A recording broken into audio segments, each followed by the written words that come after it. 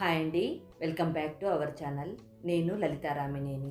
ఈరోజు రెసిపీ వచ్చేసి పక్కా కొలతలతో మంచి టిప్స్తో పర్ఫెక్ట్గా జంతికలు, దీనినే మురుకులు అంటారు కదా, వీటిని ఎలా చెయ్యాలి అనేదే నేను చూపిస్తున్నాను. నేను చేసినట్లు చేస్తే ఫస్ట్ టైం చేసేవాళ్ళు కూడా ఈ జంతికలని ఈజీగా చేసుకోవచ్చు.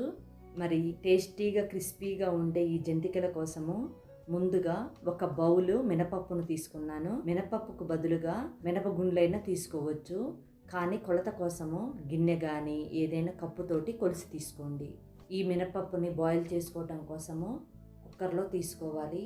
ఇప్పుడు ఈ పప్పుని 2-3 సార్లు శుభ్రంగా కడగాలి.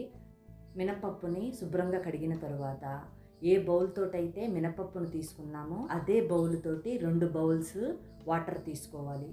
అలాగే 1 స్పూన్ సాల్ట్ వేసి ఇలా ఒకసారి కలిపిన తర్వాత ఈ కుక్కర్కి మూత పెట్టి 5 విజిల్స్ వచ్చే వరకు స్టవ్ వెలిగించి స్టవ్ మీద ఈ కుక్కర్ని పెట్టుకోవాలి. ఈ మినపప్పు బాయిల్ అయ్యేలోపు పిండిని తీసుకుందాము. పిండిని కలుపుకోవడానికి వీలుగా ఒక పెద్ద గిన్నె తీసుకొని 1 బౌల్ మినపప్పును తీసుకుంటే 4 బౌల్స్ బియ్య పిండిని తీసుకోవాలి. అలాగే నేను 1.5 స్పూన్ వామును తీసుకుంటున్నాను. వాముని ఇలా నలిపి వేస్తే జంతికలు మంచి ఫ్లేవర్ వస్తాయి. అదే కాదండి, ఎన్ని జంతికలు తిన్నా త్వరగా అరుగుతాయి అంటారు కదా.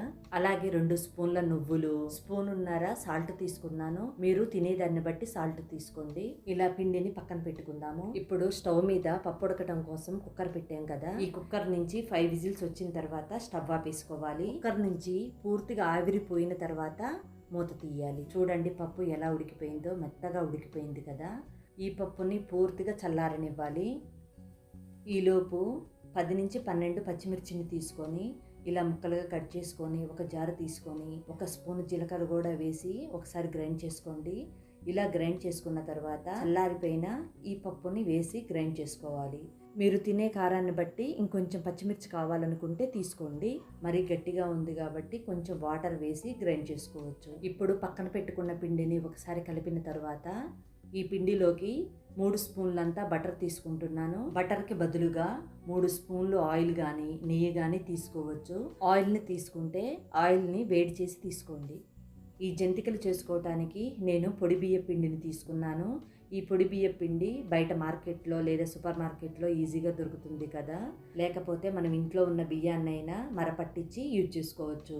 చూడండి, కనీసం పిండిని 2-3 నిమిషాలైనా కలుపుకున్న తర్వాత పిండిని పిరికెడ్లో ఇలా పట్టుకొని చూస్తే ఇలా ముద్దలాగా అవ్వాలి. ఇలా నొక్కితే పొడిలాడాలి. ఈ విధంగా కలుపుకున్న తర్వాత గ్రైండ్ చేసి పెట్టుకున్న పప్పుని యాడ్ చేయాలి. గ్రైండ్ చేసుకునేటప్పుడు ఎక్కువ వాటర్ కాకుండా కొంచెం వాటర్ వేసి ఈ విధంగా ఉండేటట్లుగా గ్రైండ్ చేసుకోండి. మిగతా పిండిని కూడా ఈ విధంగా గ్రైండ్ చేసుకున్నాను. ఈ విధంగా బాయిల్ చేసుకున్న పప్పుని గ్రైండ్ చేసుకున్న తర్వాత పిండిని ఈ పప్పుని అంతా కలిసే విధంగా కలుపుకోవాలి. మొత్తం ఒకసారి కలుపుకున్న తర్వాత ఏమైనా నీళ్లు తక్కువ అనిపిస్తే కొంచెం నీళ్లు ఇలా చిలకరించి కలుపుకోండి. మరి ఎక్కువగా కాకుండా కొద్దిగా తీసుకొని కలుపుకోవాలి.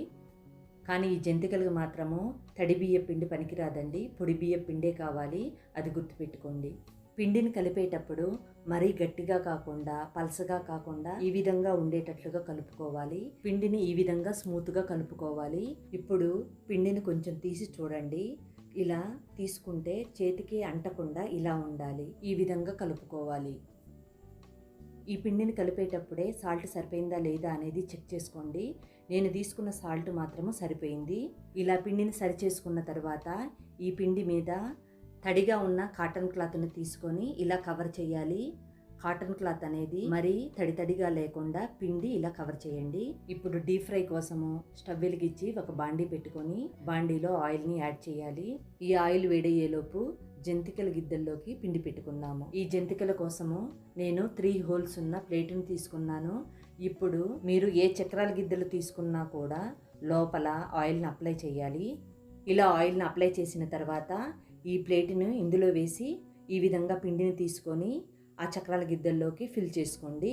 మరీ నిండుగా కాకుండా కొంచెం ఎలుతుగా ఉండేటట్లుగా పిండిని పెట్టుకోవాలి. పిండిని కలుపుకునేటప్పుడు పలసగా ఉందనుకోండి ఆయిల్ ఎక్కువగా పీలుస్తుంది. ఈ విధంగా కలుపుకుంటే ఆయిలే పీల్చదండి.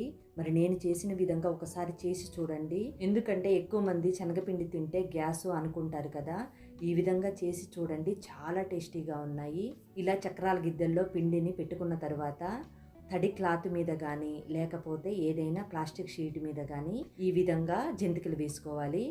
ఈ షీటు పై వైపున గీతలు ఉన్నాయి కదా, మీకు జంతికలు వేస్తే సరిగా కనపడదని నేను తిప్పి వేశాను. నాకు ఈ ప్లాస్టిక్ షీటు చాలా ఉపయోగపడుతుంది. ఎక్కువ రేట్ ఏమి ఉండదండి. నేను డిస్క్రిప్షన్లో లింక్ ఇస్తాను, ఒకసారి చెక్ చేయండి. ఇలా షీట్ మీద ముందుగానే జంతికలన్నీ రెడీ చేసి పెట్టుకున్నాం అనుకోండి, ఫ్రై చేసుకోవడానికి ఈజీగా ఉంటుంది. నేనేమి పిండిని నానబెట్టలేదు, డైరెక్ట్గా చేస్తున్నాను. మీరు కావాలనుకుంటే 10 మినిట్స్ అయినా పక్కన పెట్టుకోవచ్చు, ఏం పర్వాలేదు. ఇప్పుడు ఆయిల్ వేడైందా లేదా అనేది ఒకసారి చెక్ చేసుకోవాలి. కొంచెం పిండి వేసామనుకోండి, వెంటనే పైకి వచ్చిందంటే ఆయిల్ వేడైనట్లు. నేను ఇలా ఎందుకు చెప్తున్నానంటే ఫస్ట్ టైము ఈ జంతికలు చేసుకునే వాళ్ళకి ఉపయోగపడుతుందని ఇలా చెప్తున్నాను. ఇప్పుడు ఒక్కొక్కటి తీసి ఈ ఆయిల్లో వేయాలి. జంతికలు వేసేటప్పుడు ఎక్కువగా కాకుండా ఆయిల్ని బట్టి విడివిడిగా ఫ్రై అయ్యే విధంగా వేసుకోవాలి.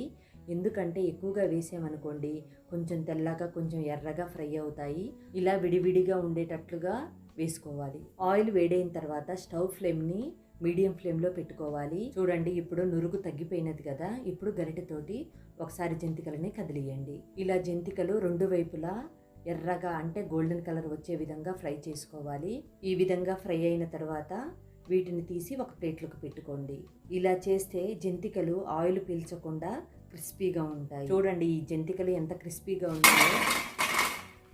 ఇదే విధంగా మిగతా పిండిని జంతికలు చేసుకోవాలి. కానీ నేను కొన్ని చక్రాలు, కొన్ని సన్నగా ఉండే చక్రాలను కూడా చేసుకున్నాను. మీరు ఇలా చేసుకోవాలనుకుంటే నేను వాము జీలకర్ర వేశాను కదా, చక్రాలు ఒత్తుకునేటప్పుడు ఆ హోల్స్లో దిగే విధంగా చూసి ఆ ప్లేట్ని పెట్టుకొని చక్రాలు ఒత్తుకోవాలి. నేను తీసుకున్న పిండితోటి కొన్ని జంతికలు కొన్ని చక్రాలు చేసుకున్నాను. మరి మీరు కూడా నేను చేసిన విధంగా ఒకసారి చేసి చూడండి, చాలా టేస్టీగా ఉన్నాయి. చూడండి ఎంత క్రిస్పీగా ఉన్నాయో, చూస్తేనే తినాలనిపిస్తుందా? మరి ఆలస్యం చేయకుండా నేను చేసిన విధంగా ఒకసారి చేసి మీకు ఎలా వచ్చాయో అనేది కామెంట్ సెక్షన్లో కామెంట్ చేయండి. ఇవి పూర్తిగా చల్లారిన తర్వాత మూత ఉన్న బాక్స్లో కానీ ఏదైనా కంటైనర్లో స్టోర్ చేసుకోండి.